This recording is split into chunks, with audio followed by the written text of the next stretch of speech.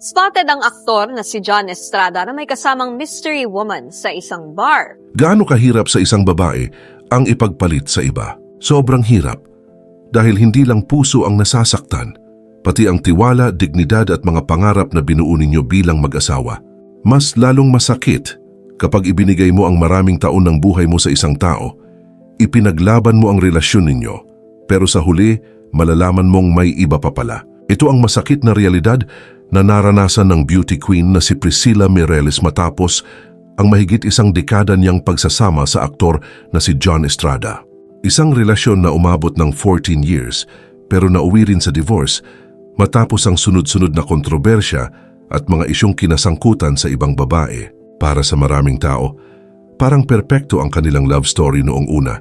Isang sikat na aktor sa Pilipinas at isang international beauty queen na hinangaan ng publiko. Ngunit gaya ng maraming relasyon sa showbiz, hindi lahat ng nakikita sa harap ng kamera ay sumasalamin sa tunay na nangyayari sa likod nito. Noong 2007, unang nagkakilala sina John Estrada at Priscilla Mireles sa isang beauty pageant event. Host si John habang isa naman si Priscilla sa mga judge. Ayon mismo kay John sa ilang interview, agad daw siyang nakit sa beauty queen at parang love at first sight ang naramdaman niya. Pero hindi agad bumigay si Priscilla. Sa umpisa, hindi niya ganong pinapansin ang aktor. Hindi rin siya agad impressed sa mga attempts nito na makipagkilala. Ngunit kilala si John sa pagiging pursigido pagdating sa panliligaw. Hindi siya sumuko hanggang sa kalaunan ay nagkaroon din sila ng pagkakataong mas makilala ang isa't isa.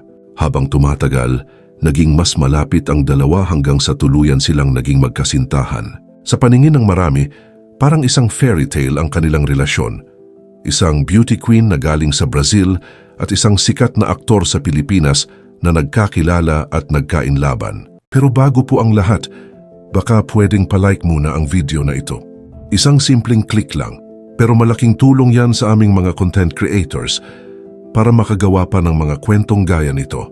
Maraming salamat po. Makalipas ang ilang taon ng kanilang relasyon, nagpasya ang dalawa na dalhin ito sa susunod na yugto. Noong February 26, 2011, ikinasal sina John Estrada at Priscilla sa isang marangyang beach wedding sa La Union. Maraming showbiz personalities ang dumalo sa kanilang kasal at naging malaking balita ito sa entertainment industry. Para sa marami parang dream wedding ang nangyari. Maganda ang bride, gwapo ang groom at parehong matagumpay sa kani-kanilang larangan. Maraming fans ang naniwala na ito na ang happily ever after para sa kanilang dalawa. Pagkatapos ng isang taon, lalo pang naging kumpleto ang kanilang pamilya nang ipanganak ang kanilang anak na si Samantha Anechka noong 2012. Sa paningin ng publiko, tila mas naging matatag ang kanilang pagsasama.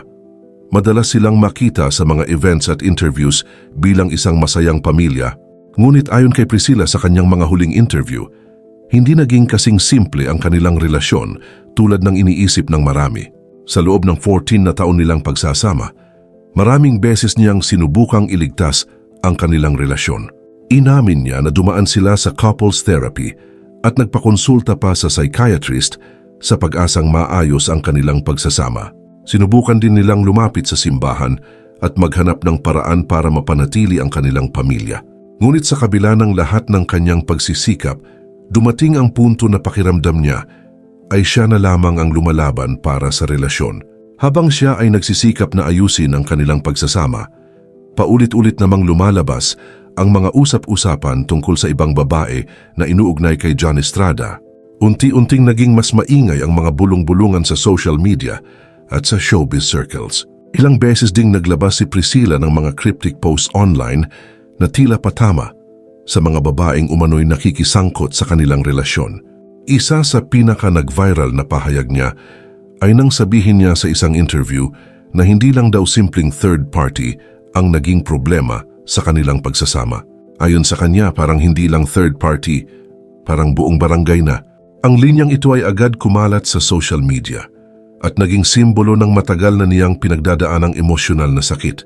Noong 2024, mas lalo pang naging mainit ang issue ng may mga netizens na makakita kay John Estrada sa Boracay na kasama umano ang isang babaeng nagngangalang Lily Holman. Mabilis na kumalat ang mga larawan at chismis online, dahilan upang muling pag-usapan ang estado ng kanilang relasyon. Sa isang Instagram post ni John tungkol sa kanyang Boracay trip, nag-iwan si Priscilla ng isang komento na agad naging viral. Ang sabi niya, "Looking very divorced, Mr. Estrada." Tinag pa niya ang username ng babaeng inuugnay sa aktor. Para sa maraming netizens, malinaw na indikasyon iyon na may malalim ng problema sa kanilang pagsasama. Matapos kumalat ang issue, nagsalita rin si John Estrada upang linawin ang kanyang panig. Mariin niyang itinanggi ang mga paratang at sinabi niyang wala siyang romantikong relasyon sa babaeng inuugnay sa kanya. Ayon sa aktor, nagkataon lamang daw na nagkakilala sila sa Boracay at walang katotohanan ang mga kumakalat na tsismis. Humingi rin siya ng privacy para sa kanilang pamilya, lalo na para sa kanilang anak na si Anechka. Ngunit sa kabila ng mga paliwanag, tila napagod na si Priscilla sa paulit-ulit na kontrobersya at sa emosyonal na pagod na dulot ng kanilang relasyon.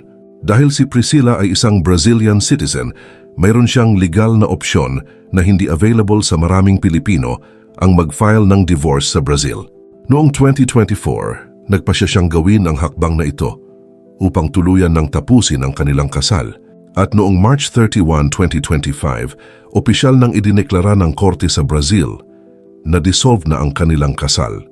Ibig sabihin, sa ilalim ng batas ng Brazil ay legal na silang hiwalay. Ngunit dahil ikinasal sila sa Pilipinas, kailangan pa rin kilalanin ng korte sa bansa ang Foreign Divorce Decree upang maging opisyal din ang kanyang status dito. Kaya noong February 2026, nagsampa si Priscilla ng petition sa Quezon City Regional Trial Court para sa recognition ng kanyang divorce mula sa Brazil. Sa kanyang interview kay Boy Abunda, ibinahagi ni Priscilla ang ilang realizations matapos ang lahat ng kanyang pinagdaanan. Ayon sa kanya, natutunan niyang ang pagtataksil ay hindi kailanman kasalanan ng taong niloko. Kahit gaano ka kaganda, kahit gaano ka katalino, at kahit gaano mo pamahal ang isang tao, kung hindi siya handang magbago, walang relasyon ang magtatagal. Sinabi rin niya ang linyang tumatak sa maraming tao, "It's not about me, it's about him." Para sa maraming babae na nakaranas ng parehong sitwasyon, ang mga salitang ito ay naging paalala na hindi nila kailangang sisihin ang kanilang sarili sa mga pagkukulang ng ibang tao. Sa kasalukuyan, sinabi ni Priscilla na unti-unti na siyang naghihil mula sa lahat ng kanyang pinagdaanan. Mas pinili niyang ituon ang kanyang oras sa kanyang anak, sa kanyang career at sa kanyang sariling kapayapaan. Samantala, nananatiling aktibo si John Estrada sa kanyang showbiz career at patuloy na napapanood sa telebisyon kabilang na sa teleseryeng Batang Quiapo. Sa kabila ng kanilang paghihiwalay, pareho nilang piniling manatiling maayos ang kanilang relasyon bilang mga magulang para sa kanilang anak na si Anechka. Sa huli, ang kwento ni na John Estrada at Priscilla Mireles ay nagsisilbing paalala na kahit ang mga relasyon na tila perpekto sa paningin ng publiko ay maaari ring masira kapag nawala ang tiwala at respeto. At kung minsan, ang pinakamahirap na desisyon sa pag-ibig ay hindi ang manatili, kundi ang magdesisyon na bumitaw para sa sariling kapayapaan at dignidad.